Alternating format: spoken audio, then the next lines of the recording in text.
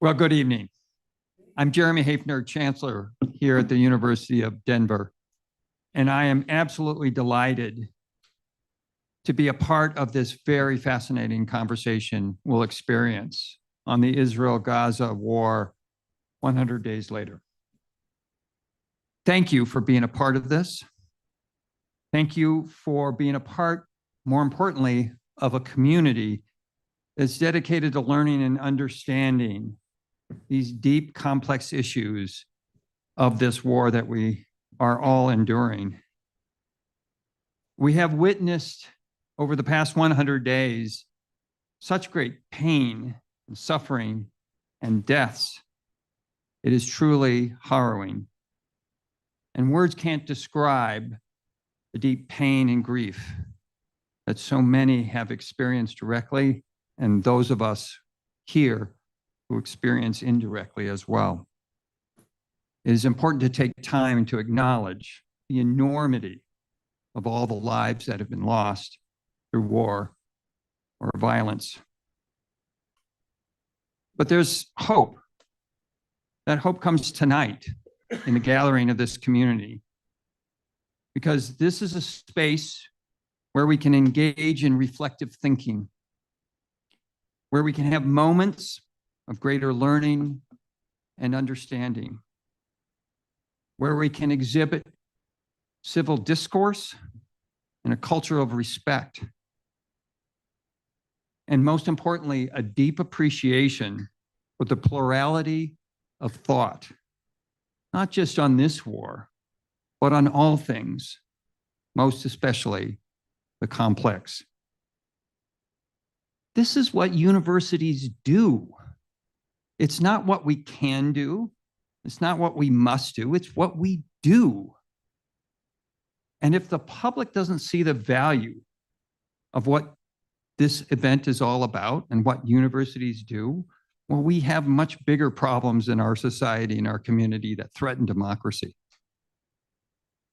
But the turnout here tonight gives me such great hope that, in fact, you do value what universities bring to our communities and to our societies. It's events like these in our classroom, through mentorship and conversations with peers and through study, that we dig deeply and disagree.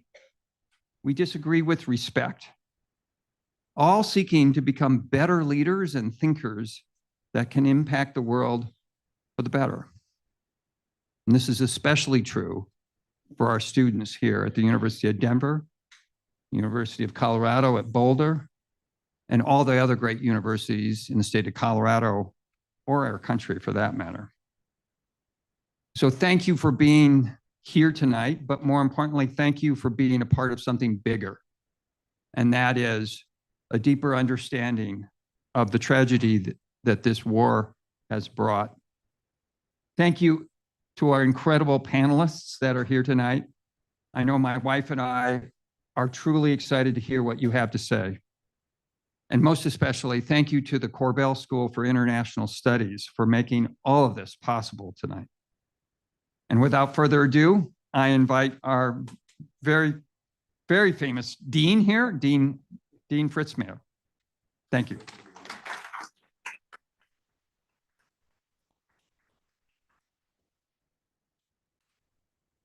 Famous in small circles anyway. Lovely to see such a turnout, and echoing Jeremy's comments, it is really heartening that we can have such an event this evening. Jeremy said I'm the dean here at the Korbel School, very proud to be hosting this.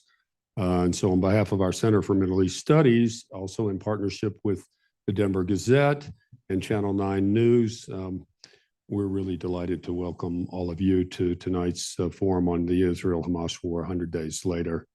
The Center for Middle East Studies here is a really vibrant intellectual hub dedicated to the exploration and understanding of the rich and diverse cultures, histories, and societies of the Middle East and North Africa. The center is committed to academic freedom, as we are all here at the Korbel School and indeed at DU. The power of knowledge and informed dialogue to foster mutual understanding. The center's interdisciplinary approach brings together scholars and students from various fields to engage in rigorous research, thoughtful discussions, and collaborative projects. I don't need to tell you the conflict between Israel and Hamas has been the source of, as the chancellor said, incredible impact and emotion and trauma and tragedy. And on campuses, great volatility around the country. And what we are seeking here at the Corbell School and at DU is to offer a model of critical engagement and civil discourse. So for that reason, there's just some basic ground rules for this event to ensure the success of what we're doing this evening. So let me just go through them quickly. We invite debate and challenges, and we expect some challenging questions, but no heckling, insulting, or otherwise disrupting the panelists. Anyone who does that will be asked to leave. As the subject of highly contentious is so highly contentious, that we really hope that people will set aside their preconceived views and listen attentively to the different perspectives of our experts. I know in my message to our community, I said our challenge here is to reject the simple story, because it is not a simple story, it is a complex story, and to think hard and rigorously about the events. There'll be an opportunity for questions. Please pose them civilly and respectfully.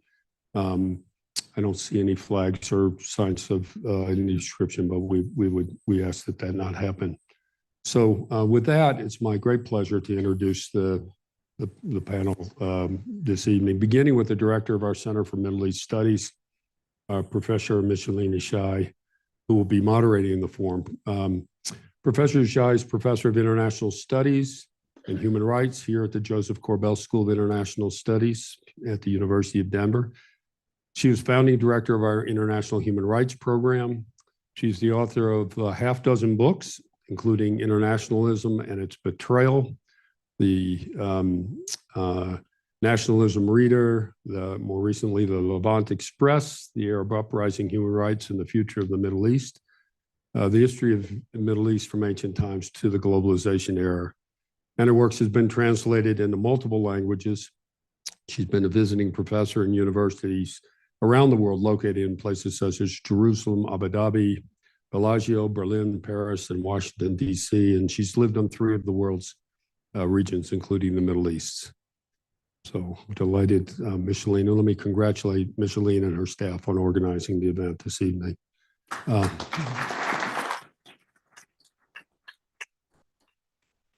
I'll go through the rest of our panelists in alphabetical order. Ahmed Abradou is teaching assistant professor here at the University of Denver's Corbell School. Abradou has published articles on democratization in Egypt and other Arab nations. He's known for his specializations in civil military relations, political Islam, and democratization in the Middle East. His most recent books are Good Governance and Civil Security Relations, a comparative study of Turkey and Egypt, and the modern history of Egypt. Welcome, Ahmed. Gary Grappo is a former U.S. ambassador and is currently a distinguished fellow at our Center for Middle East Studies. As a career member of the Foreign Service, he served as envoy and head of mission of the Office of the Quartet Representative, the Honorable Mr. Tony Blair, in Jerusalem. He was Minister Counsel for Political Affairs at the U.S. Embassy in Baghdad, U.S. Ambassador to Oman, and Charge d'Affaires and Deputy Chief of Mission of the U.S. Embassy in Riyadh, Saudi Arabia.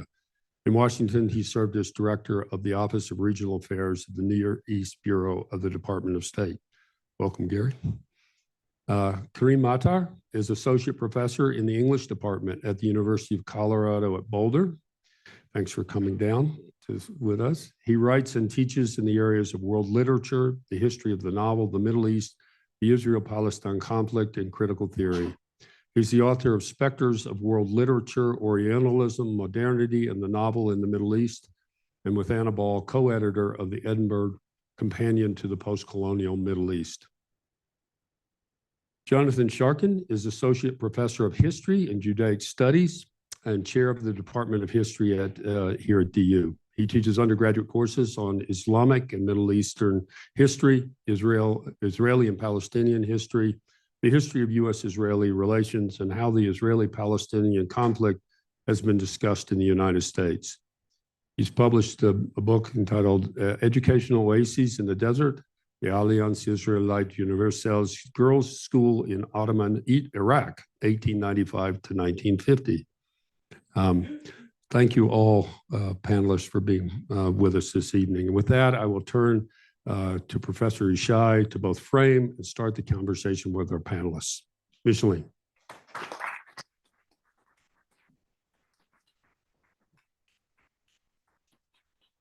Thank you, all of you, to be here. Thank you, Denver. Good evening. Good evening to all of us, all of you who are watching us on webinar. It's great to see such a nice attendance focusing on a very important topic. I would like to thank the chancellors, of course, and the partnership with the Denver Gazette and Channel 9 News. Thank you so much for being here. And particularly also, I would like to thank the Center for Middle East Study, the whole team, Connor Farwell, Jonathan Staple, the program manager, and the many students who have volunteered to help with this event. The tech people at the end, thank you as well. Kristen Gelstein, Stephanie Worden, Bini Montoya, and all the other staff who are working behind the scene. You're not forgotten, and I won't acknowledge you at the end now. We'll do it right up front. I was asked to introduce a little bit the events of October 7, and then I decided just to go very briefly. I know that the panelists are going to add to the very benchmark and historical fact that I'm providing here. But let me try to rewind the tape. Oh, yeah, that's the tape.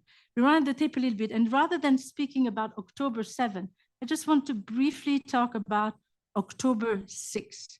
If you were just in October 6th, what do you think the Middle East looked like? I mean, this is sort of a question I was asking myself. We always talk about the day after, but the day before is actually also an interesting question. So on October 6th, Lebanon was experiencing a deep economic crisis, and Hezbollah leader Nasrallah threatened to deport Lebanon's 800 Syrian refugees to Europe. In Syria, we had 90 more people who died, adding to the total over 630,000 people killed and 30 million displaced in the 13 years of the country's civil war. There, the dictatorship Bashar al-Assad had enlisted Iran, Hezbollah, along with massive bombing by Russia, all but crushing an uprising by the Sunni Muslim majority. In Yemen, there was a civil war that had recently paused, and the Yemeni Sunni Muslims, backed by the Saudis and the UAE, had lost to Shia Houthi tribesmen supported by Iran, leading to a ceasefire in a still very divided country. 377,000 people had died, and in one of the worst humanitarian disasters that the world was in the world, and it's still continuing in certain ways. Saudi Arabia on October 6th was still negotiating a peace agreement with Israel as a part of a new round of the Abraham Accord, long-standing peace treaty with Egypt and Jordan, which were the impending Israeli-Saudi agreement, would have ended the state of war potentially between Israel and the major Arab states. Okay. In Iran, the million protest movement, Women, Life, Freedom, has just marked its first year weakening the Islamic theocratic government. On October 6th, it was also the Jewish holiday of Sukkot. 4,400 young people were celebrating Love and Peace at the Nova Music Festival close to the border with Gaza. Throughout the countries, hundreds of thousands of Israelis were preparing once again for the protest scheduled for the next day against the ultra-right-wing government of Benjamin Netanyahu. It was the beginning of the 10th month of weekly mass protest against Netanyahu's attempt to cripple Israel's judicial branch and threaten Israel's democracy. In the West Bank, Jewish settlers killed a 19-year-old Palestinian university student in a continuation of violence between settlers and Palestinians that had intensified under the recently formed right-wing government of Netanyahu. Judicial segregations between Palestinians and close to 500 or 700, depending how we count it, settlers continue in part of the West Bank, but still we see that 130,000 Palestinians from the West Bank were crossing the border to work in Israel.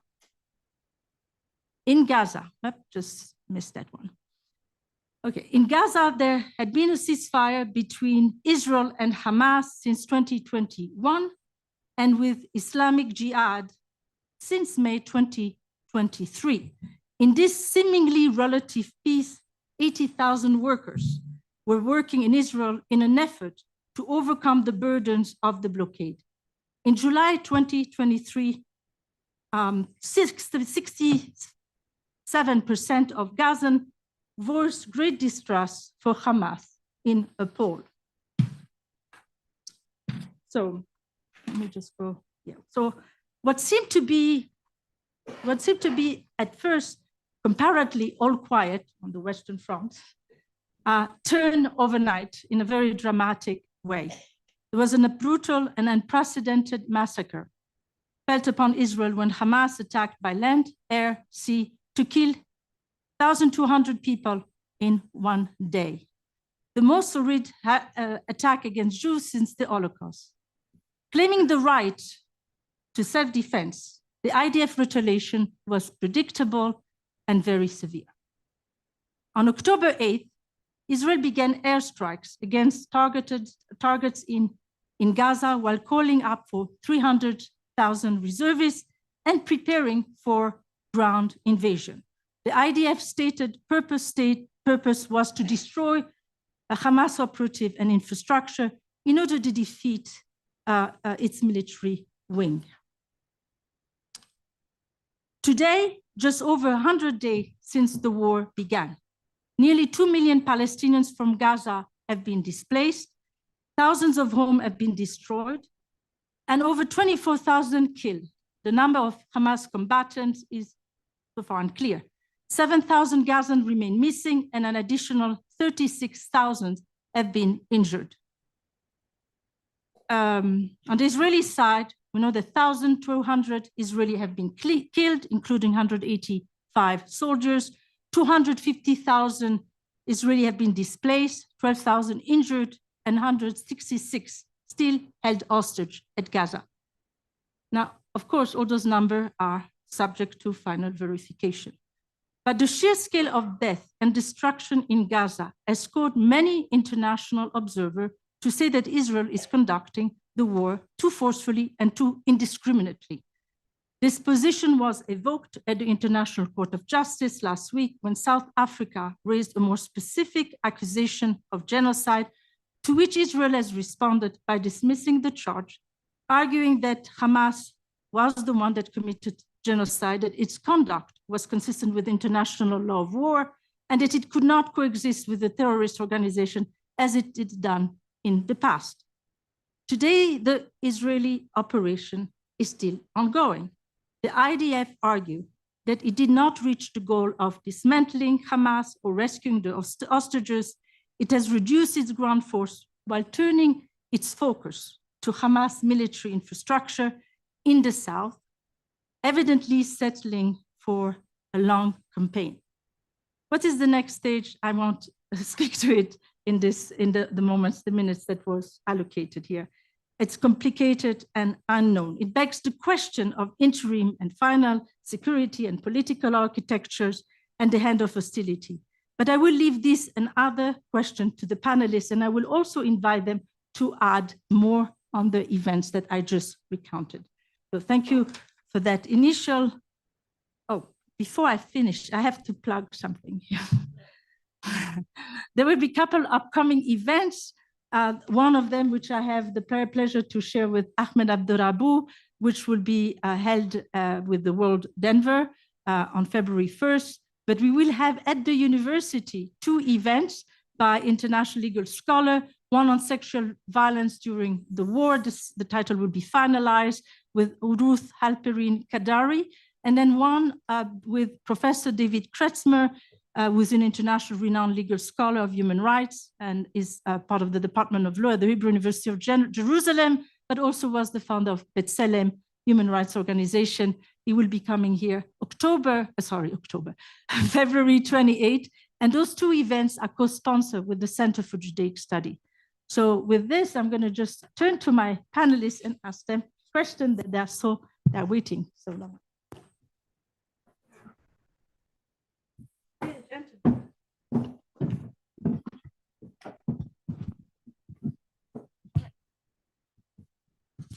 Can you hear me? Right, how are you all? Can you all hear me? Perfect. Okay, this is a very interesting panel. I'm very excited to be with all of you. I just want to tell to the audience that I've already discussed the topic with the panelists in advance, but I've not told them the exact question for good reason. They argue. Because you wouldn't believe. We already had 3 events before this one. I will start for one person each time and we'll allow others to jump if they wish. So that's what we're going to do. Please keep your response brief, no more than 3 minutes. This is Middle East negotiation, as we have a lot of ground to cover.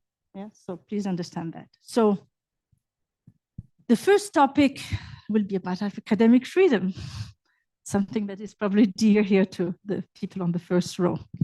There have been many questions about the limits of free speech on university campuses in the wake of protests and demonstration about this conflict.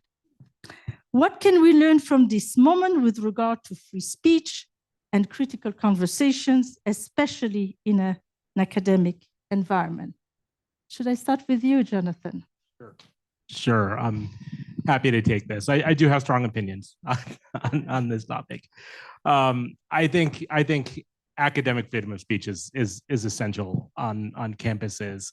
I think that universities as an institution, I stress as an institution, should remain neutral on political topics so that they can allow their faculty and students to have a robust debate without feeling like they're not allowed to share their views.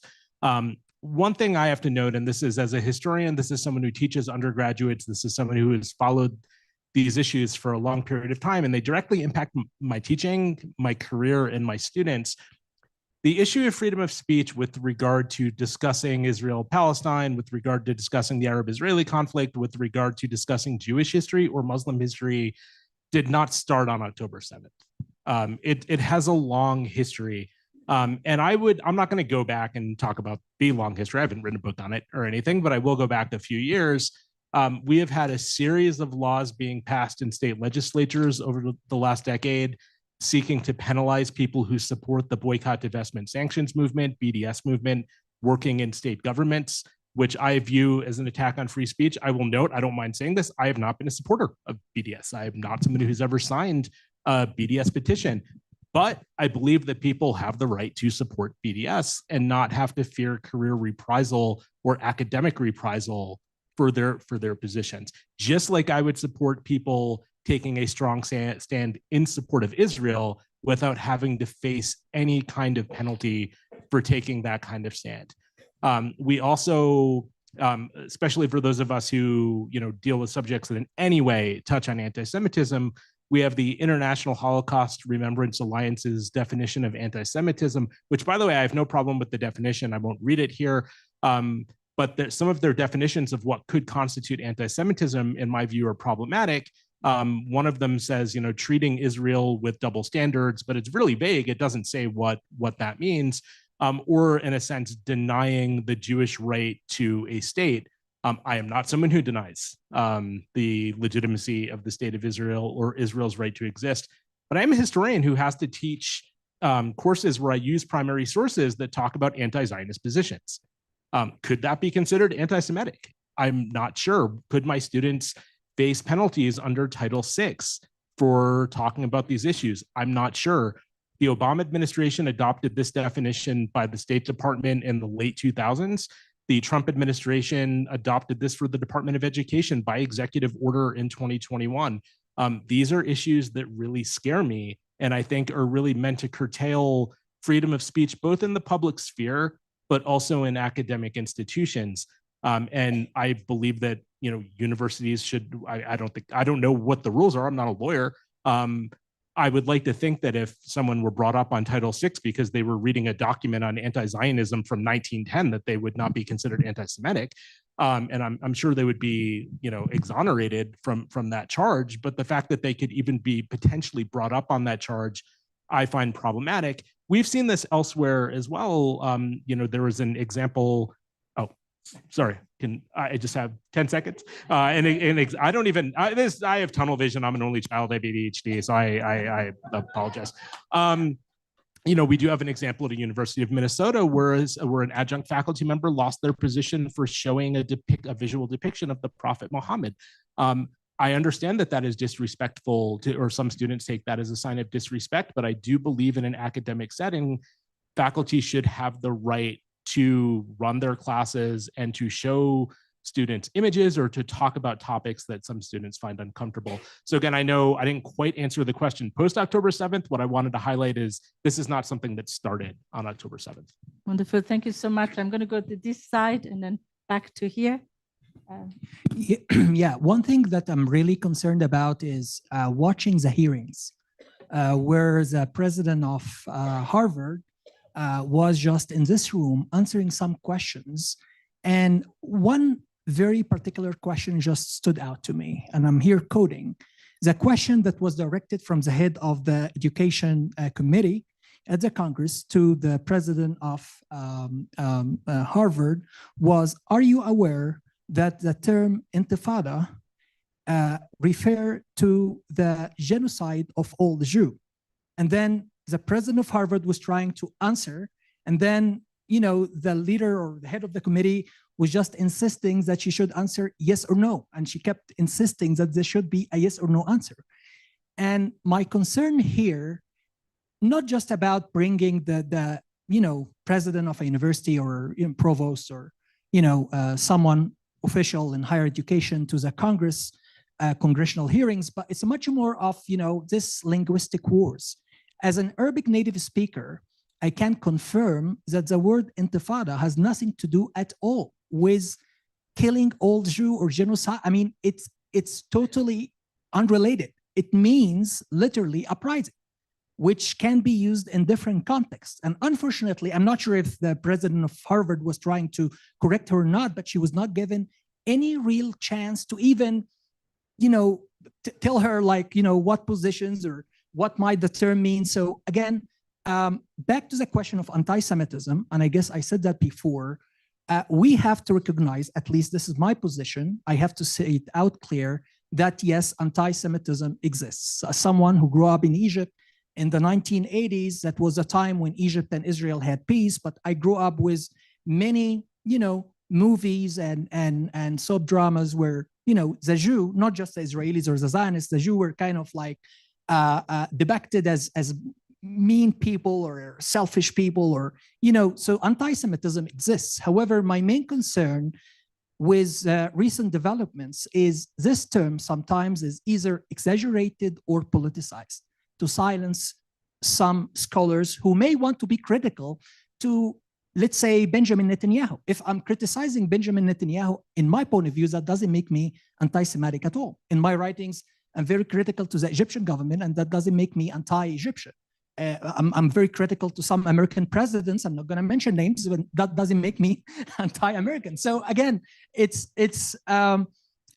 my concern is how sometimes these terms, while we should all agree, or I guess we should agree that they exist, sometimes are either exaggerated or politicized. Perfect timing, Ahmed. Karim. Thank you so much, Micheline, and thank you, Jonathan, Ahmed, for the wonderful comments. Just picking up on something that Jonathan said. Oh, is this better?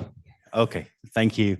Picking up on something Jonathan said, that the repression of campus speech advocating for Palestinian human rights did not start on October 7th. It's been a decades-long process. I mentioned a book in our conversations with the panel entitled Out of Bounds, Academic Freedom and the Question of Palestine, published by Matthew Abraham in 2014. 2014 is a significant year in these kinds of conversations. That was the year in which Stephen Salaita, who was hired by the Indigenous Studies Department at the University of Illinois Urbana-Champaign, was dehired from his position for a Twitter feed, which had nothing to do with his official university duties. This is just one particularly public incident that demonstrates the decades of repression that Palestinian and scholars and students who speak on behalf of Palestinian human rights have faced in this country, in academic institutions in this country. There's a serious systematic problem that has to be addressed. And one thing that's happened, given the intensification and acceleration of these kinds of attacks on pro-Palestinian students and scholars in the wake of October the 7th, is that it's brought this deeper history to light. It's something that I believe we in academic institutions have to collectively grapple with as we grapple with the increasing incidence of anti-Semitism on university campuses at this time. As Ahmed mentioned, anti-Semitism, anti-Semitic incidents on campuses have themselves also accelerated and intensified. However, the statistics provided by the Anti-Defamation League, which most newspapers and universities rely on when judging these, have to be disaggregated from incidents of speech which is critical of Israel. One of the functions of the IHRA definition, the Jonathan of anti-Semitism, that Jonathan referred to, is to conflate criticisms of the practices and policies of the State of Israel towards the Palestinian people with anti-Semitism. And I would say that that undermines the actual existence of anti-Jewish hatred in the United States today. It undermines the actual occurrence of anti-Semitic incidents. And this is something that we in our neutral academic institutions have to collectively address in order to get to the heart of this problem. Finally, in my remaining 38 seconds, I'd like to point out that while anti-Semitic discourse and representation does exist in the Middle East, in Palestine, and elsewhere, this is a relatively recent phenomenon in the Middle East, which started coming to light in the wake of 1948. There is no deep-rooted systemic hatred of Jewish people or even a history of intercommunal violence between Jews, Arabs, and Christians in the Middle East.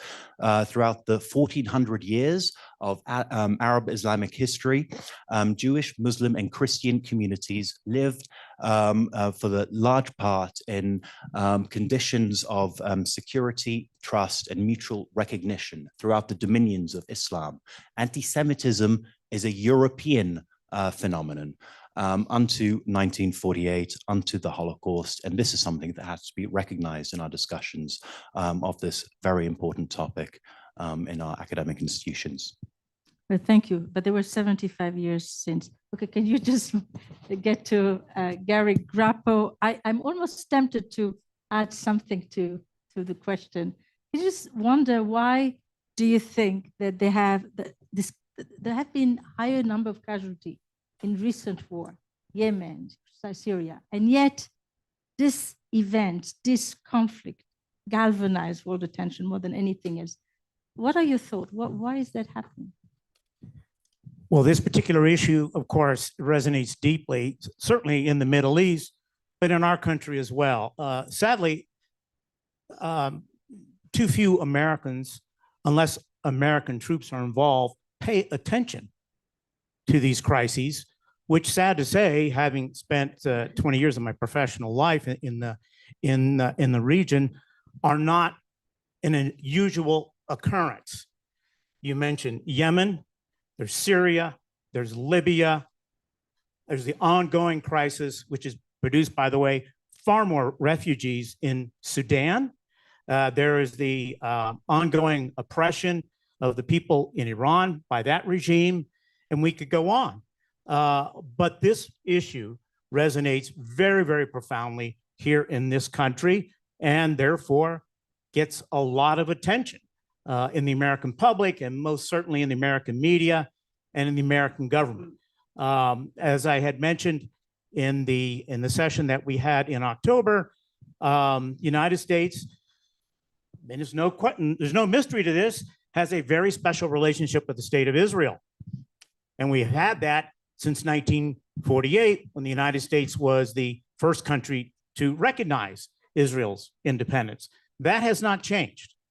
What has changed is that the commitment has become deeper because, for example, we did not provide the materiel support when it comes to defensive weapons or offensive until the 1960s, when finally John Kennedy agreed to provide weapons. So that relationship has only deepened over the course of the years.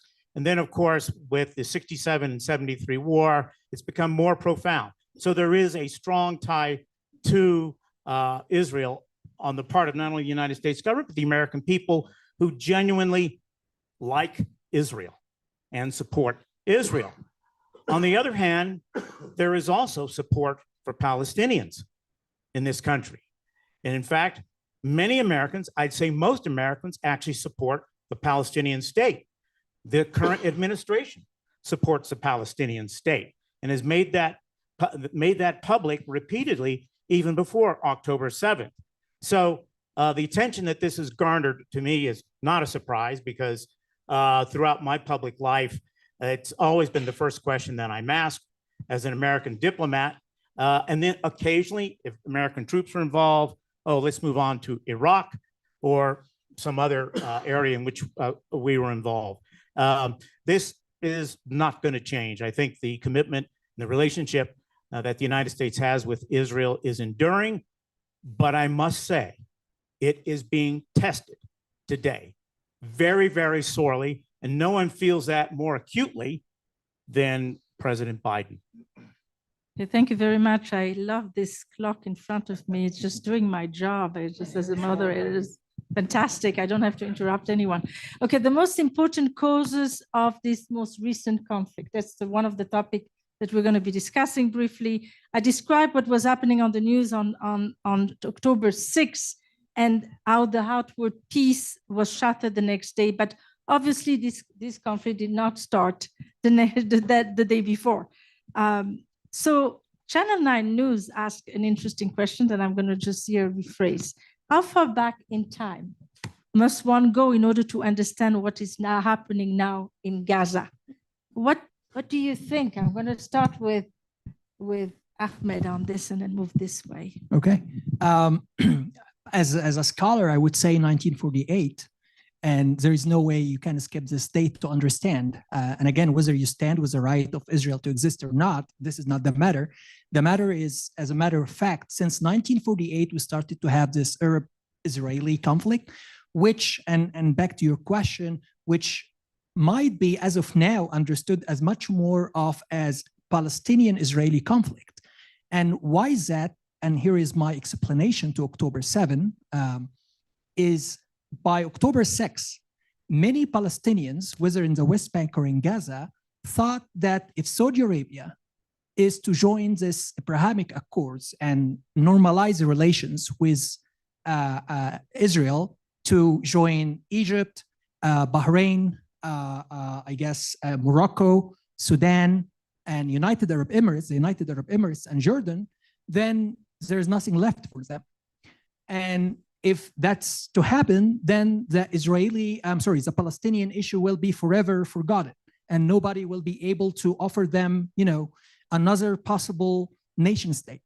And in my point of view, this is why, unlike Syria and Yemen, and which, by the way, I have a very critical position even from the Arab responses to, the Palestinian issues, to the Yemeni and Syrians, because like all the Syrian massacres and Yemen massacres, they went, I don't want to say silent, but many Arabs didn't really respond that harsh as they do right now. But maybe because this time it's not Arab-Arab relations, it's not Arab-Arab conflicts, it's much more of an Arab-Israeli conflicts, Islamic, Jewish conflicts, etc. So we should go back to 1948. We should understand how, while Israel had the right to get an independent nation state, the Palestinians didn't get the very same right, even though international law stand by them. And I remember on October 6th, going back to your wonderful idea of just visiting October 6th and instead of just speaking about what happened after October 7, my wife lives in Michigan and I was with her in Michigan, and we decided to, that was October 6th by accident, we decided to watch a movie called Golda. And in this movie, for you who watch this movie, it's a movie about Prime Minister Golda Meir, the first and so far last female prime minister of Israel. And it was mainly not about her life, but it was mainly concentrating on the Six-Day War, 1973. And it was very interesting to see how Golda Meir, when Henry Kissinger visited her, trying to convince her for a ceasefire with the Egyptians, she insisted that the only condition she had to negotiate with the Egyptians is that the Egyptian side should call her by the name of the Prime Minister of Israel, not the Prime Minister of the Zionist entity. That was interesting because I was thinking on October 7, just before the attacks, I was thinking of how Israel was looking for this recognition back in 1973.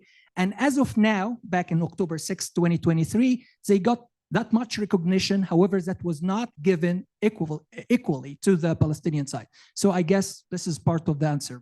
My time's over. Okay, thank you so much. I will move now to Jonathan on my right, and just do you agree with your colleague on the right, Ahmed? Is it 1948? Yeah, so I want to respond because I really appreciated his comments. I also, by the way, just I see the screen this time, so if I start running out of time, I'll talk like the Micro Machines guy from those 80s commercials.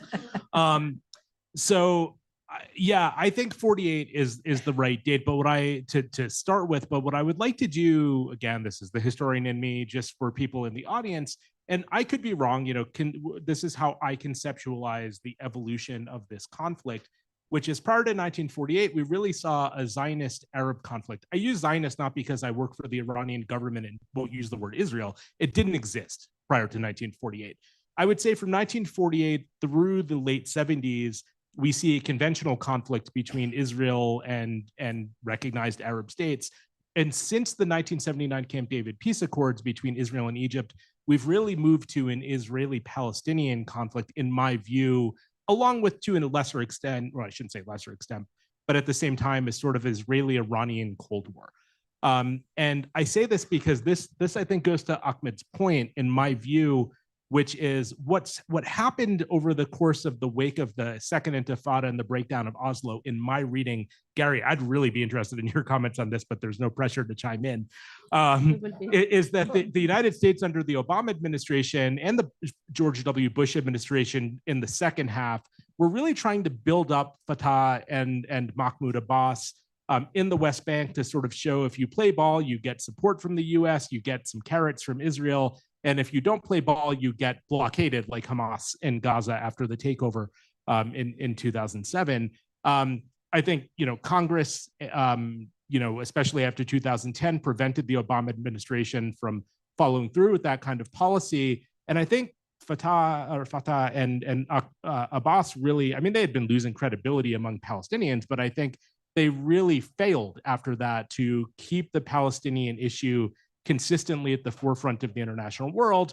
There are reasons for that. There's the outcome, the fallout of the global financial crisis, European financial crisis. There's sort of the rise of the tech industry in Israel and Gulf states wanting to better integrate into the global economy and looking to Israel for sort of, like a source of technological know-how and wanting reciprocal investment there. And then the Trump administration obviously was able to negotiate the Abraham Accords, which totally marginalized the Palestinians. I'm running out of time, but this leads me back to what Ahmed was talking about, which is, I think, from Hamas's perspective, and I don't support this, but I'm saying from their perspective, with Israel maybe likely to, in the near future, establish relations with Saudi Arabia and maybe some other states in the Middle East, they felt like this was the last time they could potentially prevent such an outcome and lead to their marginalization in the way that Fatah and Abbas were marginalized in the previous decade at zero. Okay, that is a long list of events since 1948 and 3 minutes. This is not easy to do. I will just see if we can highlight perhaps, Yes. Karim, a little bit. I want that extra 5 seconds before my got timer officially you got starts. So 1948 is a particularly significant year for me and my family. That's the year every member of my father's family was forced into exile from their home in Jaffa, Palestine, including my 2-month-old father. Of course, that's ground zero of the Israel-Palestine conflict in total. 1896, the publication of Theodor Herzl's The Jewish State has to be taken into account, and the long history of European anti-Semitism that produced the idea of a Jewish state in historical Palestine has to be understood thoroughly in order to get to grips with the current crisis. Going back further, one might refer to Nur Masalhad, the famous and brilliant Palestinian historian's book, Palestine, a 4,000-year history, to understand the deep roots of this particular crisis. But regarding Gaza and October the 7th in particular, Hamas, while I agree with the analyses of Ahmed and Jonathan regarding normalization with Saudi Arabia and seeking to scupper that, their stated objectives and the stated reasons of the atrocities that they committed and possible war crimes that they committed on that fateful day was a year's worth of increasing settler and IDF violations in the West Bank, a year's worth of accelerating and intensifying violations at the Al-Aqsa Mosque compound in Jerusalem, and of course the 16 years of blockade that Gaza's civilian population has faced by the State of Israel along with Egypt. This is what Hamas itself stated that they were responding to in their attacks and atrocities. Regarding Gaza, I find alongside the work of Jean-Pierre Filiu, the work of the Harvard political scientist Sarah Roy, particularly poignant and powerful when understanding Gaza's deterioration. She cites 1967, the year Israel occupied Gaza in the wake of the Six-Day War, as ground zero of the current Gazan predicament, and she analyzes what the State of Israel and its policies and practices in Gaza has done in terms of de-development. The systematic dismantling of Gaza's civilian economy and infrastructure in order to establish a dependency on Israel, which leads to the kinds of work permits that Micheline was referring to in her introductory comments, the necessity for them, and a process which has accelerated since 1967 in the wake of the Intifada of the late 1980s, and especially since the establishment of the blockade in 2007. The conditions of life since 2007 in Gaza have been among the most obscene, morally obscene anywhere in the world. Former UK Prime Minister David Cameron called Gaza the world's largest open-air prison. And in addition to a blockade which has foreclosed food, medical equipment, economic supplies and so on and so forth from entering the Gaza Strip. This period from 2007 to 2023 has seen a series of brutal and devastating wars on Gaza, 2008-9, 2012, 2014, 2018, and 2021 that might be considered retrospectively as dress rehearsals for the current war. So we have to understand all of these overlapping histories in order to understand October the 7th and its aftermath, in my opinion. Okay, thank you so much, Karim. And also you got your 5 extra seconds. And I'm taking them away from you, Gary. No, but just for the sake of the, can you disagree with Karim? You could pick almost any date in history, quite honestly, going back to Abraham's migration from the Ur Valley in Iraq to the place we now call Palestine, and thought he liked it and settled there, and that was, I don't know, so a couple of thousand, not quite 2,000 years before the current era. So. As an American, we sometimes have a short frame of history. If you look at when the United States government took notice of this issue and how we as a government might address it, I go to 1944. Now, of course, that's World War II. United States is deeply, deeply involved on two fronts, in Europe and the Pacific.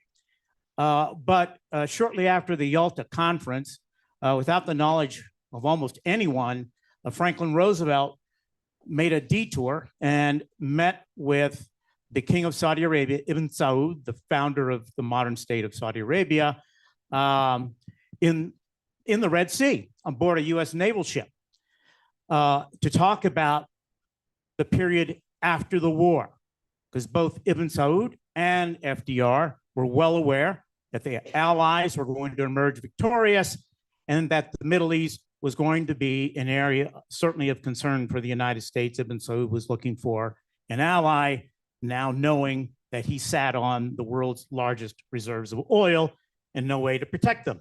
But the dominant subject of their conversation, the thing that they talked about in two long meetings that they had, were the European Jews and where they were going to go. And the president tried to persuade Ibn Saud about their moving to the Middle East, Palestine. Ibn Saud objected. He went back for a second go at it and failed again, and they reached an understanding in which the president promised that the United States would not make any moves in terms of major migration of the European Jews to Palestine without advising Ibn Saud. 1 month later or so, the president died. 1948 comes along. We have a new president, Harry Truman, who knew history as well as or better than almost any other American president, took note of the previous president's promise to Ibn Saud, and nevertheless decided that we would recognize the state of Israel. And then the problem snowballed from the United States' point of view from that in terms of our increased engagement over the years and an inability to extricate ourselves from it. The single reason being is that you cannot kill Palestinian nationalism. And it's been tried. And Bibi Netanyahu can continue to play the role of George III, and he will end up like George III. Palestinian nationalism is going to continue. It may manifest itself peacefully, as we saw in negotiations that did take place. Unfortunately, it failed from the late 1980s through the 90s and 2000, even up through 2005, and now through acts of violence. And the violence will continue until the Palestinians are given the other option of negotiating. Okay, let me deepen, thank you very much. Let me deepen a little bit into this question. I'm gonna highlight first the goal and actions of Hamas, and then I do the same of the Israeli issue. So a number of observers have suggested that Hamas was more successful, if it can call it that, than one expected, that even they expected on October 7th. So from a strategic perspective, first, what do you think Hamas hoped to gain on that day? And how do you think their objectives might have changed in the last 100 days? We start with you. Well, I'm happy to kick things off. I gave a partial answer to this particular question in my previous response. I interpret Hamas's actions as a manifestation of the suffering of Gaza's population, especially over the last 16 years, but over a longer history. I interpret it in emotional, spiritual, existential terms. The numbers have been revised today as of the State of Israel. According to the Israeli Ministry of Defense, 1,147 Israelis were murdered on October the 7th, revising their 1,200 estimate and previously their 1,400 estimate, including approximately 300 soldiers. The rest of them are civilians, including the young people at the Nova music festival. Like Ahmed and Jonathan said, part of the overall strategic imperative was to scupper the Abraham Accords. But again, the Saudis were unambiguous in the year of negotiations with the Americans and the Israelis about the condition of normalization with Israel being a path towards a Palestinian state. The foreign minister, Faisal bin Farhan, had been stating that repeatedly. MBS himself, Mohammed bin Salman, the crown prince and de facto leader of Israel, had been saying it. Sorry, excuse me. Of Saudi Arabia had been saying that repeatedly in the run-up to this period. And recently, we've heard reports from American news organizations that normalization is still on the table for the Saudis at the end of this war, if there is an end to this war, and on the condition of a path towards Palestinian statehood. It is unambiguous.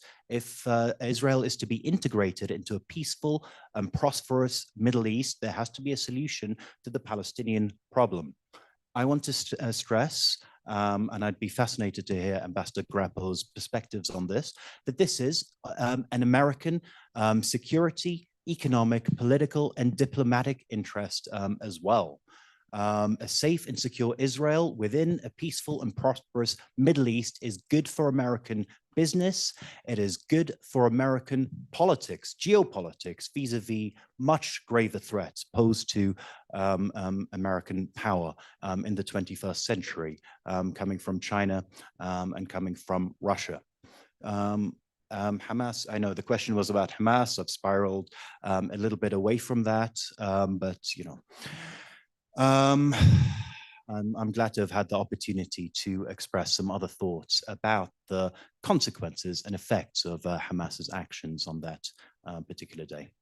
Okay, so thank you, Karim. Let's have the diplomat to spiral a little bit on that question as well. Can I just address your view, because since this is what Karim suggested, what do you want to chime in, Gary, and tell us what do you think were the goal and actions of Hamas since October 7? Did they change? Was it successful? Would it make a difference?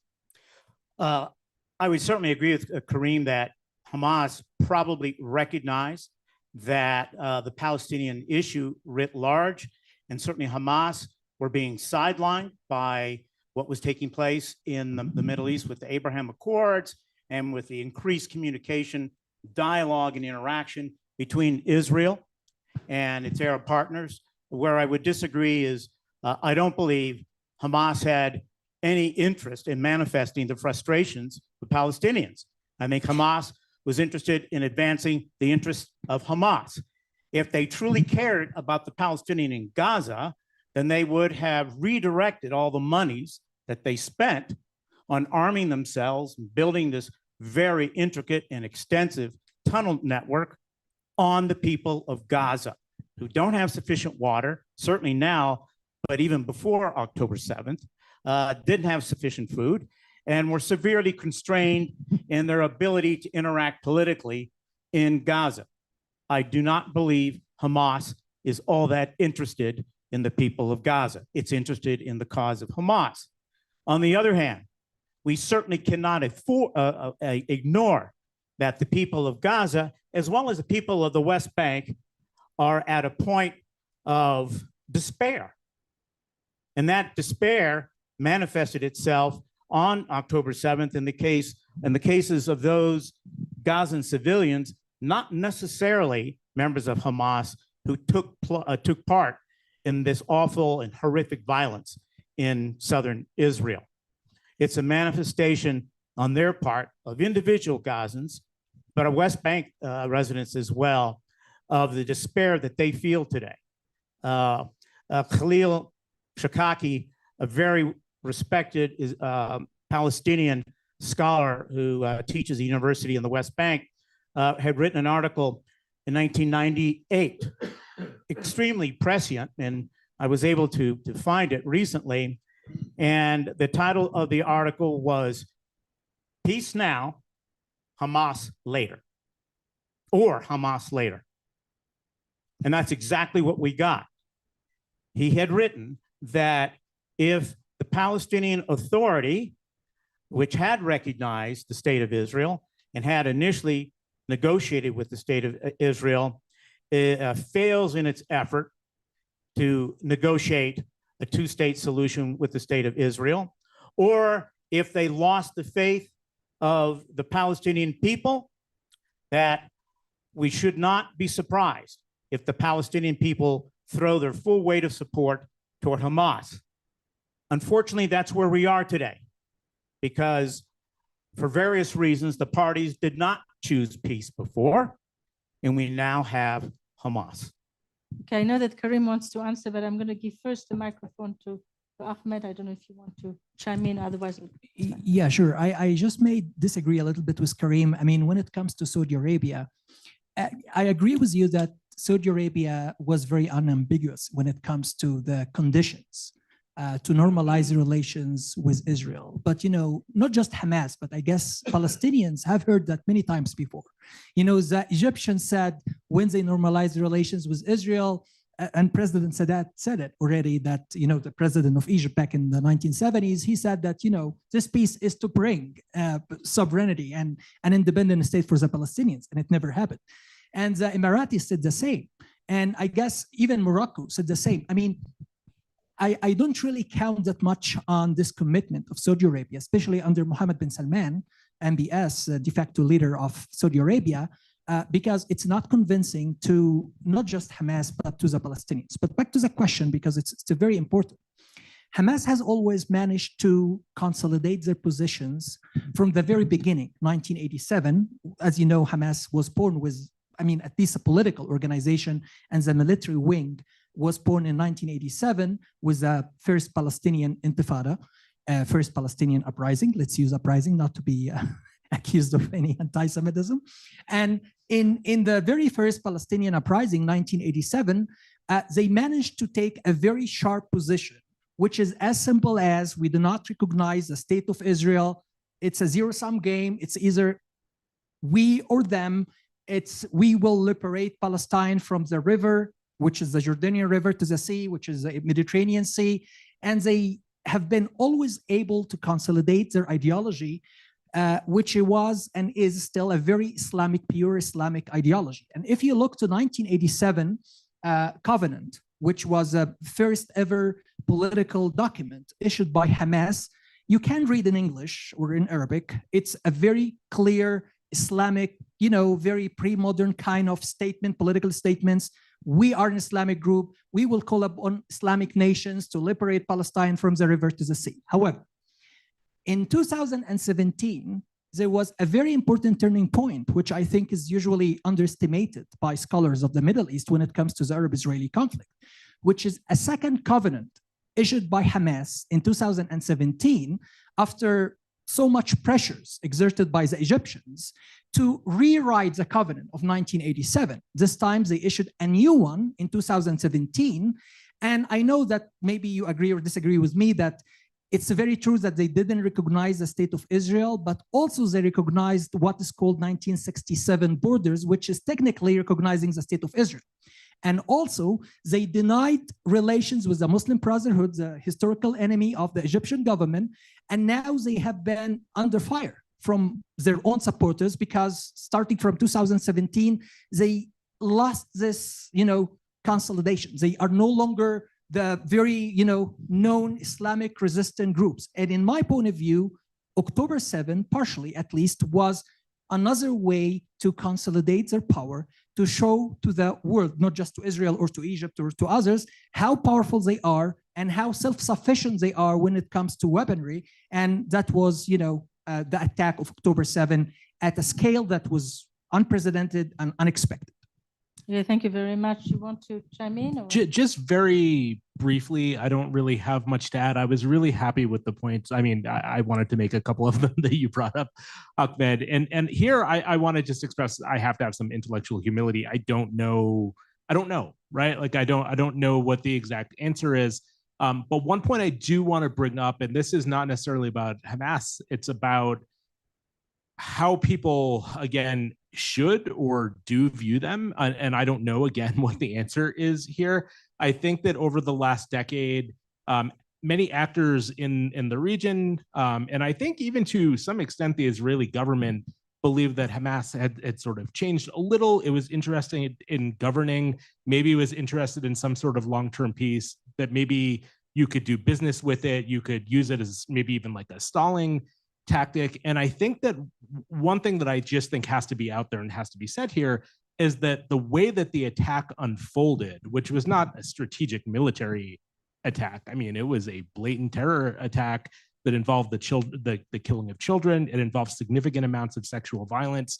I think that has convinced many people that what happened in 2007 was just PR, and that Hamas is the 1988, 1987, 1988 Hamas, and they've been trying to fool people for years. And so again, I don't have an answer to this, but I do think that this is a question that is out there that policymakers are going to have to answer. I'm a historian. I can't answer it. But it's an interesting question that I think needs to be raised. You want to make you Sure. requested a I think word? Hamas has to be contextualized in the context of the failure of secular modernization processes through the entirety of the Middle East in the post-war period. Micheline was pointing towards the conditions of various Arab and Muslim countries on October the 6th, but it has to be understood as part of a wider Islamic revivalist movement in the entirety of the region in the wake of the failure of secular multicultural democracies due to imperial, colonial, and internal demagoguery in this region.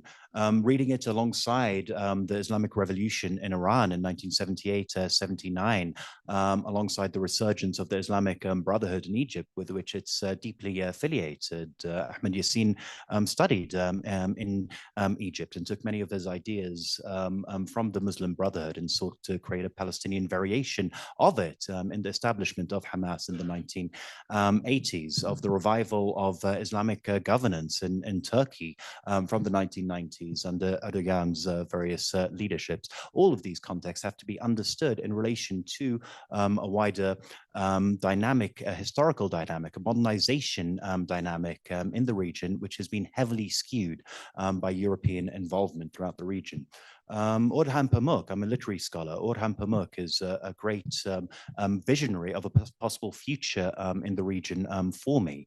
And he sees the failures of modernization in Turkey as based on the Kemalist project of radically dissevering Turkey's Islamic and Arab heritage from the modern nation state it wanted to be in the wake of the collapse of the Ottoman Empire. So his question is, to put it crudely, is how do we reintegrate these aspects of Turkey's cultural past, its cultural history, into a modern nation state that is a member of the family of nations in the international system that many of us are interested in creating and establishing.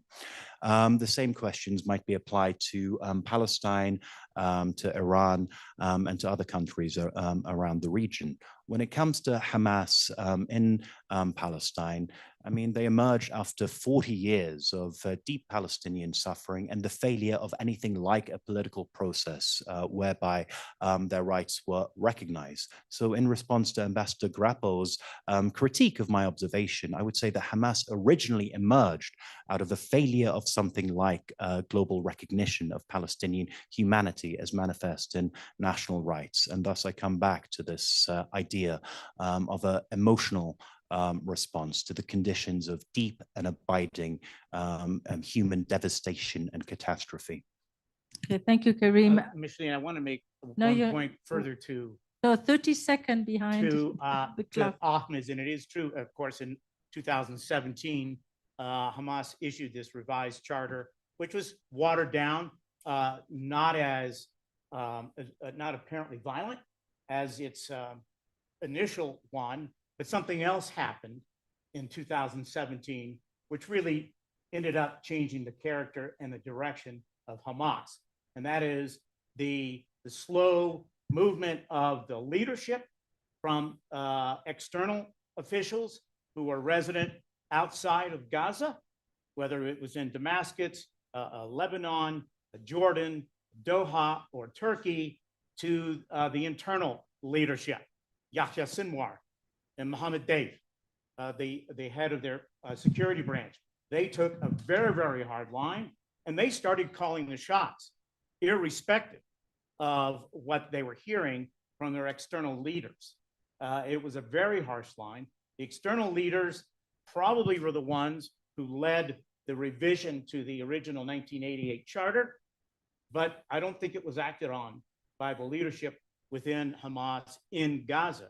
And today, pretty much all the decisions are made within Gaza by Sinwar and his fellow leaders within Hamas.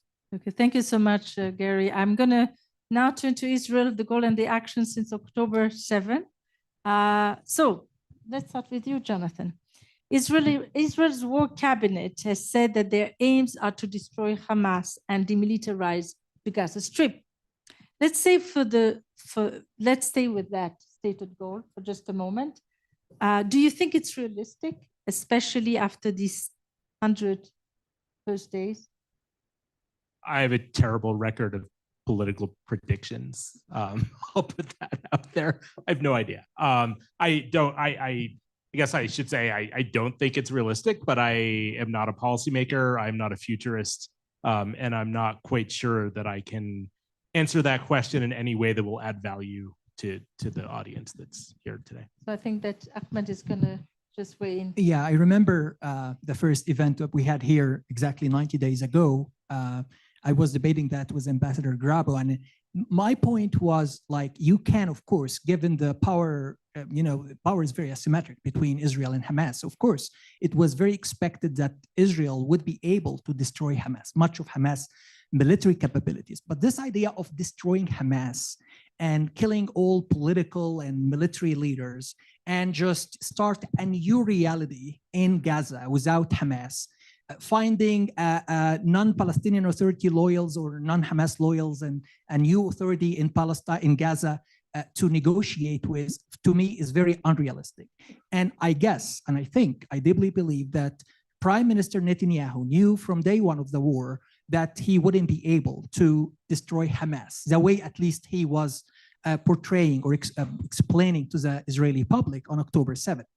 Visiting the goals of Israel, October 7 to now, 100 days after, Israel didn't manage to, and that was the second declared official goal of the war that Israel launched on Gaza, was to bring all hostages alive back to Israel, which didn't happen so far. Of course, the good news is like we have more than 150 were brought back to Israel. Many of them, if not actually all of them, were civilians after the ceasefire or during the ceasefire. However, there are so many who are still in Gaza. We know for sure, even away from Hamas propaganda, but we know for sure, as admitted by Israel, that some hostages have been killed. Now, of course, we have to debate if they were killed by Hamas or by Israeli airstrikes. I myself think by Israeli airstrikes, but like I'm not there. I don't know much about the ground. And in my point of view, this war has no end because Prime Minister Netanyahu, for very selfish reasons, in my point of view, is trying to prolong this war as much as he can because he knows very well that the day the war is over is the day he will leave office for sure. And maybe tomorrow he will face some litigations. He will face some legal and political issues in his own cabinet and in his own country that can end up, in jail, or at least he will lose much of his political, significance and political career. And in my point of view, it became much more not of like achieving the goals of the war, but it became much more of a very selfish act by Netanyahu and his, at least the right-wing component of his government, to, just make this war endless or, take it as long as possible because of this desire to escape political accountability for the failure, political and security failure on October 7th. Okay, thank you. As a follow-up, I just want to ask you these questions in light of the outcry against what is happening in Gaza. Ambassador Grappa, we'll start with you, and it's a follow-up of the same question. But did Israel have a choice? Could they have done it differently? Oh, in in the grand scheme of things, yes, they could have done something else. The United States after 9/11 could have done something else. But I think given the political realities, no. The Israeli government, the Israeli leadership was compelled to take the action that they took. You can certainly question the means, certainly by judging by the consequences that Israel has employed, but I don't think, practically speaking, the Israelis had a choice. They were going to have to respond in the very harsh way that they have, overly harsh way. In some ways, Americans have a little bit of insight into this. Those of us who are around after 9/11 understand how we all felt, how our American government felt. As Condi Rice acknowledged in her book, Americans felt a bloodlust. And we went after Afghanistan, and when that wasn't enough, we went after Iraq. And both ended up as disasters for the United States and have truly undermined the US's role in the world. So we're still paying for this. We're paying for it in terms of how unpersuasive we have been in organizing the rest of the world against Russia's invasion of Ukraine. And similarly, in this particular case of Hamas's attack on Israel. So we're paying a very, very heavy price. At that time, after 9/11, we saw the rhetorical excesses that we have heard from both Israelis and from Hamas. I won't repeat them. Sometimes they are for public consumption, that is their respective publics, but I don't think they reflect genuine policy. But nevertheless, this is what happens when you reach such a high emotional pitch, and there are political impulses that are impossible to circumvent. It takes extraordinary political discipline and wisdom, and we're not seeing a whole lot of that. I think to his credit, Joe Biden is able to see through it and is beginning to focus on what the day after looks like. We're probably one of the few countries that's proactively and publicly working toward that. But I don't want to be, and I don't think the administration is so naive to believe that this is going to be anything close to easy or quick. We're talking about years, because we will probably have to start, they will probably have to start from the ground level. And whether he's reelected or not, that effort will have to continue through successive administrations, because so much needs to be done on both sides to, first of all, address the trauma that both feel in this conflict, but then to assemble the structural requirements necessary to address the core issues of the problem. They're simply not there today. There's no will on the part of the Israeli leadership, and there's no capability on the part of the Palestinian leadership. Okay, thank you so much. Do you want to respond, or can I just ask you another question? I'd like to comment briefly on Okay, this go ahead. particular question. On Tuesday, Prime Minister Netanyahu said in a meeting with the settlement and kibbutz leaders that the war will extend through 2025. To touch on Ahmed's point about the possible permanence of this particular war. The original question about Israel's stated objective of destroying Hamas, well, that might be critically questioned in light of other statements by Israeli political leaders. Netanyahu has called Palestinians the seed of Amalek, which gives biblical justification for the destruction of Palestinian people. In the wake of the atrocities of October the 7th, Defense Minister Yoav Gallant called Gazans human animals, a kind of colonial civilizational discourse that justifies wholesale destruction. Far-right leaders like Bezalel Smotrich, the Minister of Finance, and Itamar Ben-Gvir the Minister of National Security have called for the destruction of Palestinians, have called Palestinians in toto Nazis, and have called for the leveling of Gaza in its entirety. There's numerous members of the Knesset. So stated objectives and implicit objectives, that should be critically questioned. When it comes to the goal of destroying Hamas, the indiscriminate bombing by US President Joe Biden's description of Israel's bombing of Gaza might be critically questioned as a means to achieve this particular objective, especially when it's led to 24,000 deaths and 10,000 deaths of children. How does this advance the objective of demilitarizing Gaza and destroying Hamas?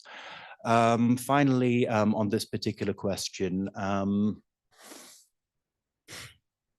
what is the underlying logic of destroying Hamas? It's Israel's security, of course. How is Israel's security best achieved? This is an important question that we have to ask and consider when considering Israel's actual policies in Gaza. It seems to me that the wholesale destruction that we have witnessed over the last 100 days, including 24,000 deaths, a vast majority of whom are civilians, women and children, again, 10,000 children or more have been killed in this period, is likely to me to produce another generation of those who have an existential hatred of the state of Israel, another generation of young people who are hell-bent on attacking and destroying the state of Israel. If Israel's security is the imperative behind the stated objective of destroying Hamas, then what Joe Biden calls the indiscriminate bombing of Gaza does not seem to me a very wise or sensible way to go about it. And I'm on time this time. Yep, 1 second. Okay, so thank you. Going back to the Denver Gazette, I'm going to just sort of shift a little bit here in the interest of time as well. Our friends at the Denver Gazette ask, what does a path to peace then look like? If it's not military solution, what is the political solution? So just starting from this side, you want to start? Pragmatically speaking, in my point of view, as someone who believes in the two-state solution, which means that I believe in the legitimacy of Israel, and I also believe in the inevitable state for the Palestinians. And in my point of view, this is the only way we can solve this very long kind of bloodshed. Practically speaking and pragmatically speaking, the only political solution is to negotiate a two-state solution. However, of course, there are so many technical problems here. Number one, who's negotiating from each side? From Israel, I don't think this is possible under Prime Minister Netanyahu. Maybe it's not possible under the Likud, unless the Likud decides to, push someone new face with different maybe background. But also, speaking of Palestine, it doesn't seem to be possible with Hamas. Hamas' position right now is we don't actually accept the legitimacy of Israel. And the Palestinian Authority is very weak right now, and we know that for sure. And there are so many divisions inside. They have a very old leader who seems to be very, incapable of taking any real initiative to negotiate. So in my point of view, the answer is clear, but the technicality of how can that be, done is not clear. But I see no other reason or no other possible way to solve this issue but to negotiate a two-state solution like what happened in Oslo, 1990s. But again, the question will remain always like, who's going to negotiate this time? Back in the 1990s, we had Shimon Peres, we had Isaac Rabin, we had Yasser Arafat, so we had some leaders who, if you like them or not, but still they were charismatic and capable of taking decisions from both sides. Unfortunately, this time doesn't seem to be so. Okay, thank you very much. I will just take 15 Sure. seconds. Yeah, perhaps you want to also focus a little bit on the internal dynamic of the Israeli government currently, the war cabinet, etc. No, with Jonathan. Okay. I don't know if I can do that, but I actually was going to say I'm actually only going to talk about Israel here. I won't even talk about the Palestinians just to share my level of pessimism. And I believe that there should be a two-state solution, and I hope for it. But if we're going to talk about this in reality, we have to recognize some major barriers. And again, I'm not even going to talk about the Palestinian side where there are significant barriers. If we're looking at the Israeli side, even if we're going to talk about Oslo, which I think is romanticized, and my historical analysis of this is not my political analysis. This is just looking at it historically. Yitzhak Rabin, who was put in charge of trying to crush the first Intifada, even during peaceful protests, only met people with violence in many instances. And what Rabin, in my reading of this, came to realize was that the Israelis were actually dealing with the nationalist movement. This goes back to Gary's point from earlier on, and you could not crush this nationalist movement. And Israel really shouldn't be risking its own soldiers to do so. And so in my reading of Oslo, and you could argue that Rabin changed, we'll never know because he was assassinated in 1995. The Rabin government was willing to negotiate with the Palestinians for something pretty short of a two-state solution. I don't think that it was a true two-state solution the way that many people would consider it being. And a lot of things have changed since then, and I'll just list a couple of them. I'm always the person who's like a downer at parties when people look to me and say, like, solve the two-state solution. Or I've been looking at this for 22 years. Believe me, I would if I could. I live in Denver and I'm not a god. So I don't have the ability to do this.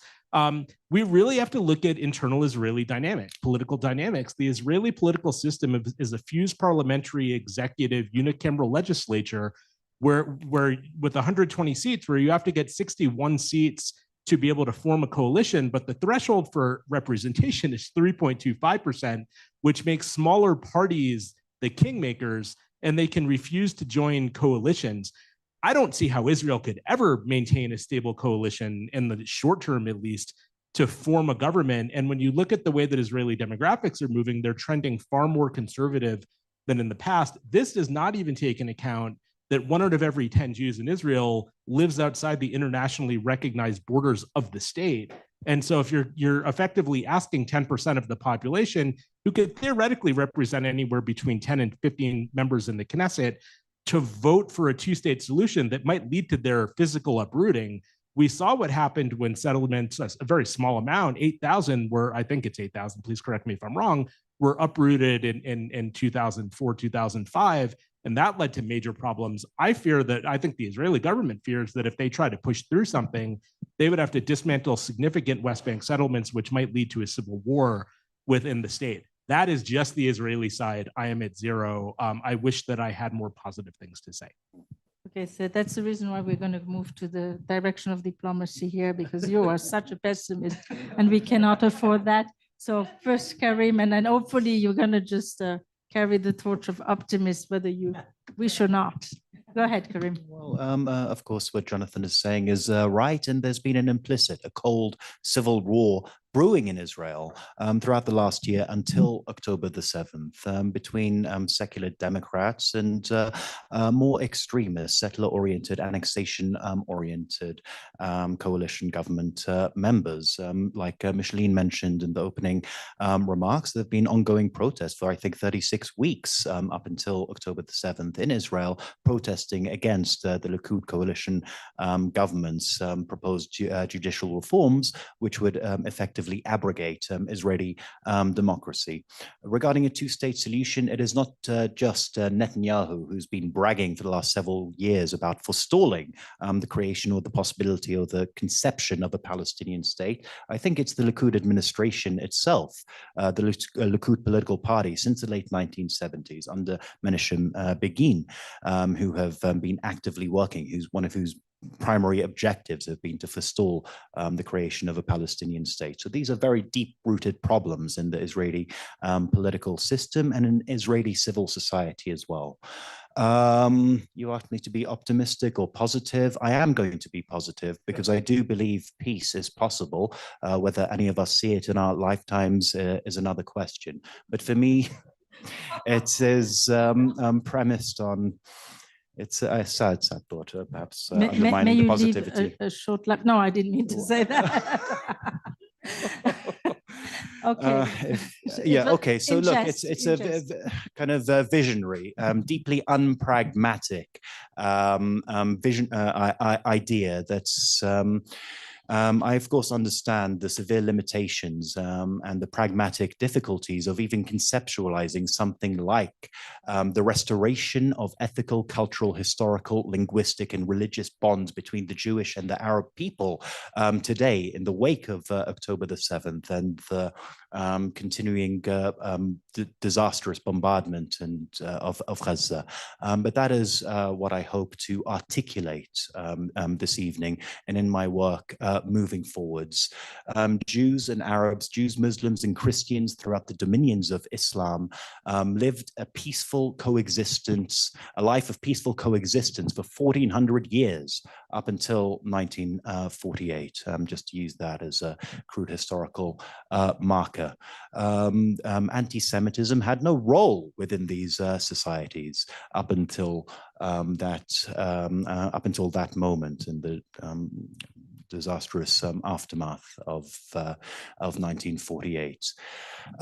Jews and Arabs, Jews, Christians, and Muslims within the Arab Islamic world considered themselves brothers and sisters, children of the book, descendants of Abraham, descendants of the Abrahamic religions. And for me, the cultural and ethical process of restoring the bonds against 75 years of hatred takes precedence over discussions of unpragmatic and frankly impossible at this current moment political solutions.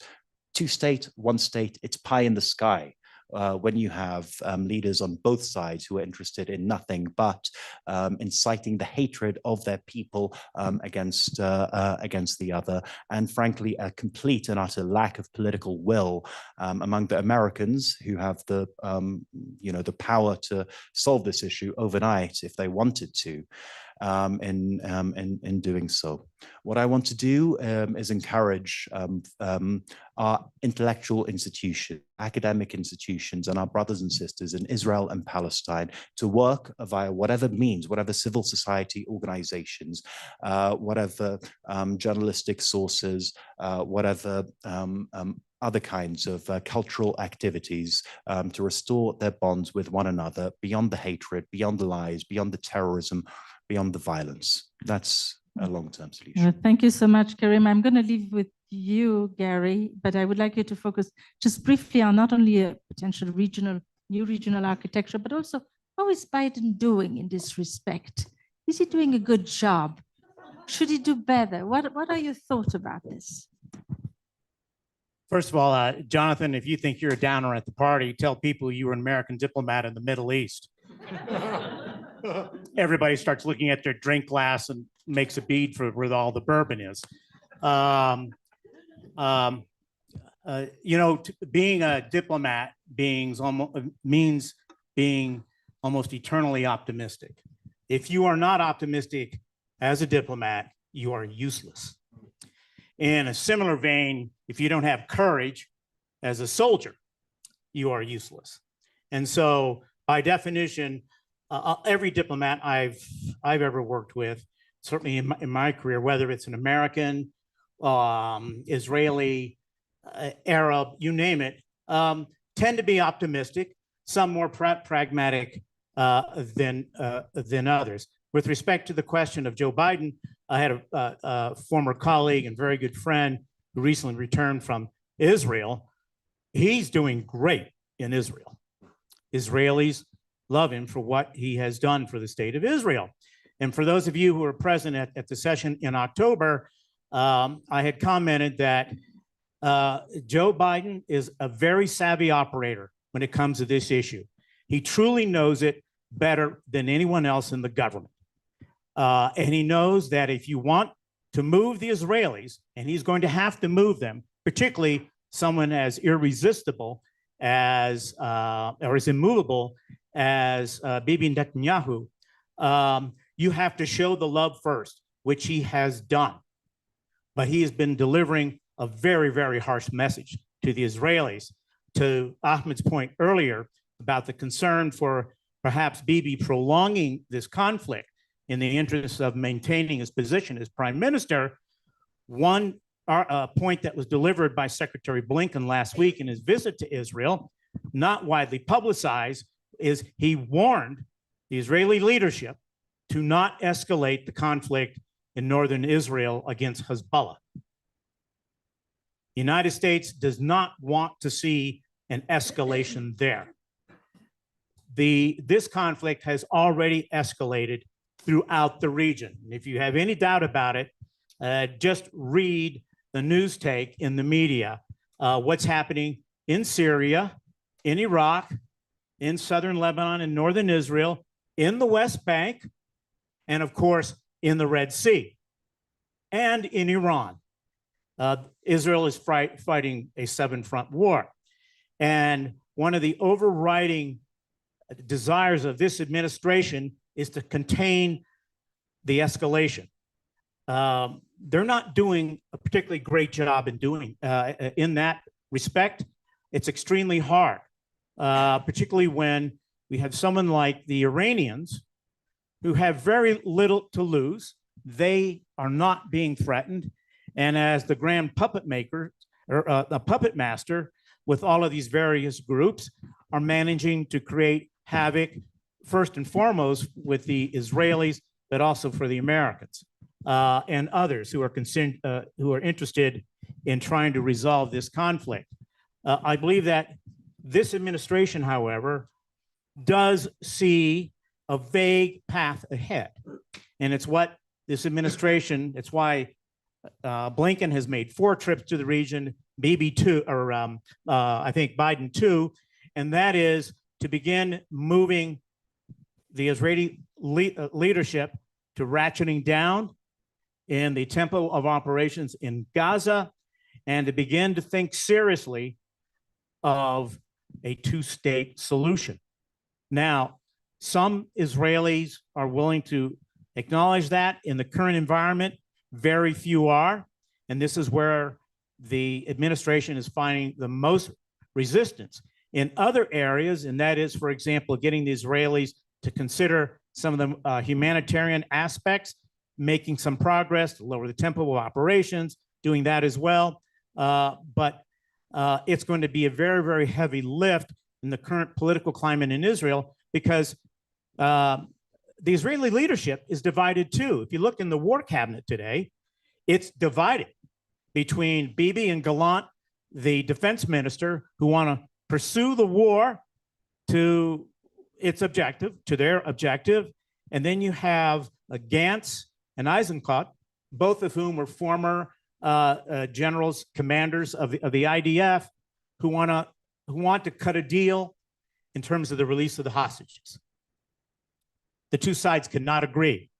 And Mr. Netanyahu is pinned between the American administration, his war cabinet, and his right wing, who will not accept any compromise, any morsel, any crumb that's thrown toward the Palestinians. In fact, they're the ones who would like to see the Palestinians expelled from Gaza, and maybe even from the West Bank. And without that right wing, of course, he is no longer prime minister. So we have a very, very complex and conflicted situation on both sides, which infinitely complexes the job of this administration. Mm-hmm. And I'll repeat, the Americans right now are the only ones taking the initiative in searching for a solution to this, understanding that there must be, at the end state, 2 states. Thank you so much, Gary. I'm going to first thanks for this part of the panel and move to the Q&A with the audience. So if they are, no. God, I feel good. I have some power today. I will give you at the end, but I just want to make sure that, first of all, before I pick up the question that is coming through the teleprompter, anyone who wants to stand up, and I see Reza on this side. Okay, I'm just going to pick a few of you and then just read from the teleprompter. Do not be offended. Impossible to cover all the grounds in this session. But the good news is that we're going to have so many other events, and that will cover all my questions is worth one full panel. We cannot do justice to any of it. So Reza, you want to stand up? I just saw your name, and Nathan. Hey, Nathan, is that you? Yeah, greetings, everyone. My name is Reza. I'm a second-year PhD student in international studies here at Cornell. And prior to coming to the US, I was also a political activist and a student activist in Iran. And today, I would have really liked to hear more about Iran and the role of the Islamic Republic regime in creating all of these conflicts in the region, or at least being a motivator for many of the conflicts that we see in the region today. Because I think it's established fact that the Islamic Republic regime is funding many of these groups in the region, say Hamas and Islamic Jihad in Palestine, Hezbollah in Lebanon, the Houthis in Yemen, and at least 17 others. And here's my question: how can we deal with the Islamic Republic regime? And because let's consider a possibility. If Israel manages to deal with Hamas, as they've mentioned this to be their goal, how long do we think it will take until the next radical group rises up to the occasion and starts to compete for the funding, which is the wealth of the people of Iran, donated to them by the Islamic Republic regime? So how do you think we can deal with the Islamic Republic regime at this point? Okay, thank you so much, Reza. I will ask for other questions to be very short because we're running out of time. So you want to start answering this, or this side? Whoever want to chime in is welcome sure. to do it. So yeah, I never believe an authoritarian regime. However, I only believed Iran this time when they said that they are not behind October 7 attack. And why I believe that, not because I think they are telling the truth, but because I think this time, especially this time, Hamas looked like they were acting in their own. It was part of their strategy to defeat the Israeli intelligence, Mossad, and else, some other security establishments in Israel. But I agree with you that not just the Islamic regime of Iran is a problem. I guess it's not very accurate to come into this generalization. But as someone who studies authoritarianism in the Middle East, as long as we have authoritarian regimes in the Middle East, in what we call the Middle East, North Africa and the Middle East, we will always have problems. If not with Israel, it will be, civil wars in, our, Middle Eastern countries. And that's why I always refer to the very important fact, which I guess I'm not downplaying the importance of the Arab-Israeli conflict, but I also usually refer to how many hypocritic Arab and non-Arab, Middle Eastern, Islamic and secular authoritarian regimes in the Middle East are using the Arab-Israeli conflict in order to consolidate their own power within their own regimes. It's, perfectly done, subtly done. And I guess maybe some people are not aware of how many authoritarian regimes in the Middle East, Islamic or not, Islamic and secular equal, can really play always this card of Israel to justify and to consolidate their power inside their own countries. So one person here can chime in, and then I will move to the next question. With respect to your question on Iran, which is a very good one, there are many reasons motivating the Islamic Republic of Iran's actions and activities in this conflict. But two to consider that I think are the most galvanizing in terms of the Islamic Republic's ability to connect with all these groups and organizations they sponsor throughout the region. Number one, it addresses their primary concern, and that is to get the United States out of the Middle East. And they all identify with that, whether it's the Houthis, whether it's the branch of Hezbollah that operates in Iraq, the militias in Syria, certainly Hezbollah, and so forth. The second issue, as Ahmed pointed out, is the Palestinian issue. You're never going to lose in the Middle East, siding with the Palestinians. Today, if you listen to the pronouncements coming from every single Middle Eastern government, it's just statement after statement supporting the Palestinian cause and the Palestinian people. What you will not hear is any kind of statement endorsing Hamas, because after the Israelis, there are about 6 Arab countries at least who want to see Hamas destroyed. starting with Saudi Arabia and Egypt. You can move along to Jordan, UAE, Bahrain, and a number of others. But this is these two are galvanizing issues, and it makes it kind of an easy sell, like trying to pitch ice cream to a child. They are embraced and endorsed. So removing this issue, that is the Palestinian issue, would certainly relieve all the pressures that not only the Israelis but the Americans face with respect to the Islamic Republic. But how we address the problem of Iran itself and its activities, its destructive activities in the Middle East, is probably a question for another session. Okay, thank you. The gentleman in front of me, if you don't mind just standing up, Yes. identify yourself. Thanks. My name is Jeff. I'm out of Windsor and work with a Christian organization out of Palestine. Citing seemingly intractable conflicts in the past and how they were resolved or not resolved, Peter Hain, the former Secretary of State in Ireland, said that the problem's only going to be solved politically. And he went on and made the point that instead of presidents and prime ministers in Washington, D.C., London, and Europe colluding in terrible failure, they should support a regional summit involving Israel, Egypt, Saudi Arabia, Iran, Jordan, Qatar, even the UAE. He said there'll be no stability in the region unless all parties are included. And I just wonder about your thoughts on that broad response.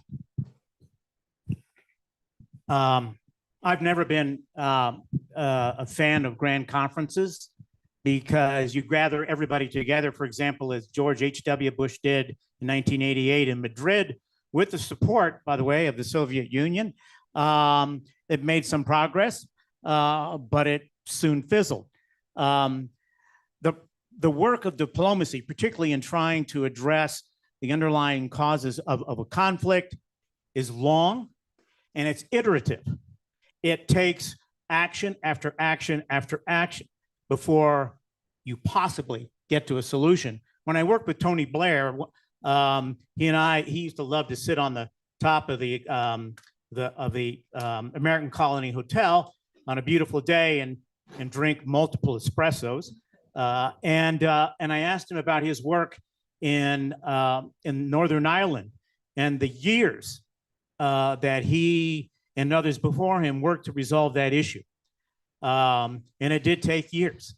And he said, you know, rough count, we met in negotiations 800 times and we failed before the last one. And it succeeded. Now, Israelis and Palestinians, they haven't recently met multiple times before. I've been at a number of those sessions. Sometimes it was progress. Sometimes we would backslide. We need to start that process again. I mean, I'd love to see a grand conference, but there's too much work that goes in to resolving a conflict that is as deep and complex as this one, where the narratives are so strongly held by both sides. And it's going to take a lot of enlightened leadership and wisdom and sacrifice. And the only way you sort of get to the point is repeated diplomacy, acts of diplomacy. Sometimes maybe in a large setting, as you suggested, but more often it's sitting across the table, pounding the table, yelling at one another, screaming, stepping out, and coming back in and starting again. And that happens most of the time, actually. Okay, wonderful. Thank you. You want to add? Yes, I have a one-sentence response to each of the questions. The kind of grand conference I would like to see is between Jewish, Christian, and Muslim organizations, possibly such as yours, sir, who are outraged, ethically, morally, religiously outraged by the violence they're witnessing on all sides and want to work together to find an ethical basis for a political solution. And regarding Iran, I think the ambassador was sort of gesturing towards this: fix Palestine, and you remove one of the major ideological planks of the Ayatollah's reign in Iran itself, as well as its support of Hezbollah, Hamas, the Houthis, and others. Wonderful. So can I take another question? Well, if my team is not coming fast, okay. Comment on the ICJ court case South. Are you really going for this? Okay, comment on the ICJ court case South Africa versus Israel. I'm reading it from the teleprompter. Will the global South lead the initiative to end the war? That's a big word, the global South. Okay, anyone want to answer that? I would have tweaked it over there, but okay. If I may. Yes. Okay, perfect. First of all, I'm very suspicious of this term, global South, academically speaking, and I have doubts about what do we really mean by the global South, because my claim is always we can find global South even in Europe and even in here. So, but anyways, this is a different debate.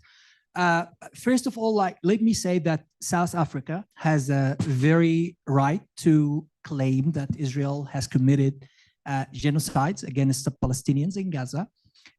Technically, if that is true or not, now this is left to the ICJ.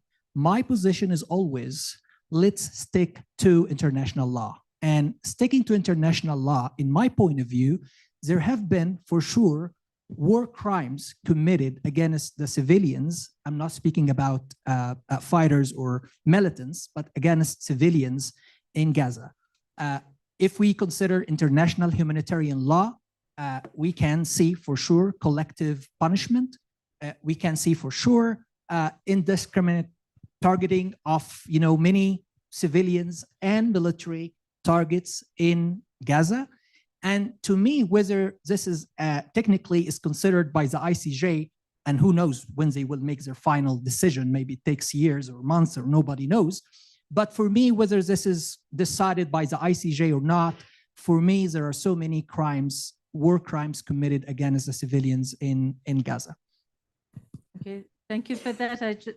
Can I just take more questions just to roll the ball? Over there, gentlemen, what's your name? And you, okay, you're providing, okay. All right, we'll get to that, yes. All right, thank you so much. My name is Prosper. I'm an international student here. I'm a first year. I'm studying towards international development master's program. My question is actually directed to Africa itself, and I like the point which was recently made that there is little presentation of the global South. Recently, I can just refer to the new peace process of this conflict. Actually, the Israel government is actually announced that they are sending refugees to African countries, including Chad, Congo, and Rwanda, with some payouts. So I would like to understand, I'm not coming from a point where I'm deconstructing or interrogating. I want to just understand through a constructive view, is this particularly a good initiative for Africa itself as part of the new peace process of this conflict, considering that these countries are already impoverished, they're actually also having some humanitarian crisis, and they're very unstable, to send the Palestinians who have been displaced in the Gaza to Africa. Thank you. Thank you very much. And this is a very, yeah. Yes. I'm happy to address this. These are plans at the moment. They haven't started doing so since the beginning of the conflict. In the first week, Netanyahu was touring European countries, trying to garner support for the idea of sending Gazan so-called refugees, permanent exiles. Most of them are refugees from 1948 in the first place, to European countries as part of a resettlement process. In the 2 weeks after the war, an Israeli think tank called Meskev developed a comprehensive plan for the resettlement of Gaza's civilian population in Egypt, down to the cost of buying apartments in the suburbs surrounding Cairo, the suburbs of Cairo. I think they calculated that it will cost the state of Israel about $5 to $8 billion to resettle a vast majority of Gaza's civilian population. Of course, the Israeli Ministry of Intelligence produced a similar plan for the resettlement of Gaza's civilian population in Egypt shortly afterwards. These have all failed thus far. The European countries have rejected these propositions. Egypt, of course, under the leadership, if that's the right word, of President el-Sisi, has outright rejected the resettlement of Gaza's civilians in Egypt. And this is why the Israeli government is trying to petition African countries to take in Gazan refugees at the moment. I think the US administration, Blinken and Biden, have been very, very vocal in the rejection of any such resettlement solution for Gaza. Yes, I would like to remind those of you who want to keep discussing with the panelists, we're going to have a few more questions. They can do so at the end of this conversation. So do not feel overly frustrated if you couldn't get to you. We try our best within the time that we have. There is here a question I see on my teleprompter. The US provides $3 billion in annual unconditional aid to Israel. How does this affect its role as a mediator? Jonathan, why don't you start with this? Sure, I'll start with some, as I keep doing, I don't know if you want it or not, but some context here. Israel has been the largest recipient of budgeted aid in most years since 1976 from the United States. There are a couple of years where I believe Afghanistan and Iraq had more during the global war on terrorism, the U.S. activity, the U.S. wars in Afghanistan and Iraq. But in general, this has been the case.